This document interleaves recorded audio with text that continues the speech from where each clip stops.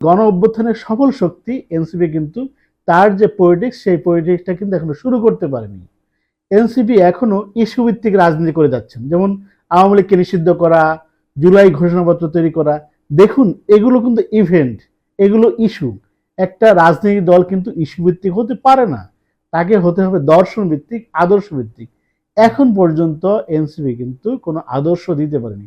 দেখুন, দল গোছানো শুরু করেছেন এনসিপি যখন, এই যে 2 মাস আগে যে দলটা তৈরি হলো, এই দলটা গোছানো শুরু হয়েছে 5ই আগস্টের পর থেকেই। তারা ধীরে ধীরে সংগঠিত হয়ে দলটি তৈরি করেছেন। এই যে দলটি তৈরি করলেন, এই যে প্রায় গণঅভ্যুত্থানের 9 মাস অতিবাহিত হয়েছে, এখনো কোনো আদর্শ দিতে পারলেন না, কোনো ঘোষণা দিতে পারলেন না।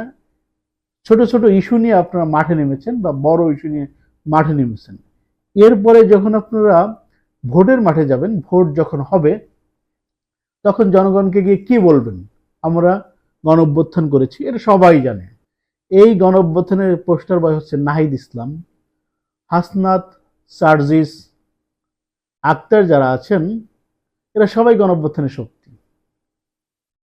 এবং সরকারের যে উপদেষ্টা রয়েছেন 2জন ছাত্র উপদেষ্টা, তারাও গণঅভ্যুত্থানের শক্তি। কিন্তু গণঅভ্যুত্থান তো হয়েছে, ব্যাপকভাবে সফল হয়েছে, সব লোক আপনাদের পিছে নেমেছিল। কিন্তু সেই লোকগুলা কেন আবার আপনাদের পিছে নামবে, আপনাদের সাথে সাথে চলা শুরু করবে? সেটার আদর্শ কি? কই? আপনারা তো এখন পর্যন্ত কোনো আদর্শ ঠিক করতে পারলেননি। এখন আপনারা এনসিপি যা করছেন, তা আসলে কিছু ব্যক্তিগত লাভ লোকসানের হিসাব ছাড়া খুব বেশি রাজনীতি আমরা এনসিপিকে দেখতে পাচ্ছি না। যেসব ইস্যু নিয়ে রাজনীতি করছেন, সেই ইস্যুগুলো শেষ হয়ে গেলে রাজনীতি কিন্তু শেষ হয়ে যাবে। এই ছাত্র জনতার বিপ্লবের ফলে বিশাল একটা শক্তি শেখ হাসিনা পালিয়ে গিয়েছে, এবং শেখ হাসিনা যে রাজনীতি করত, সেই রাজনীতি ধ্বংস হয়ে গেছে। সেই রাজনীতির বিপক্ষে আরেকটি নতুন রাজনীতি দাঁড় করাতে হবে, আরেকটা রাজনীতি প্রতিষ্ঠিত করতে হবে। সেইটার দিকে এনসিপির মনোযোগ কম, বরঞ্চ মনোযোগ হচ্ছে ইস্যু ভিত্তিক রাজনীতি করা। যমুনার সামনে গেলেন, 1 ঘন্টার নোটিশে একটা কাজ হয়ে গেল। এটা কিন্তু রাজনীতি না। ভোটের মাঠে রাজনীতি করে আসতে হবে। দেখুন, আজকে আপনারা গিয়েছেন নির্বাচন কমিশনের পদত্যাগের জন্য, এটা কিন্তু রাজনীতি হচ্ছে না। নির্বাচন কমিশন এখন পর্যন্ত কোনো নির্বাচন করেনি। হ্যাঁ, নির্বাচন কমিশন যেটা করেছে, যে অন্যায়টা করেছে, একটা লেজে গুবুর অবস্থায় পাকিয়ে ফেলেছেন।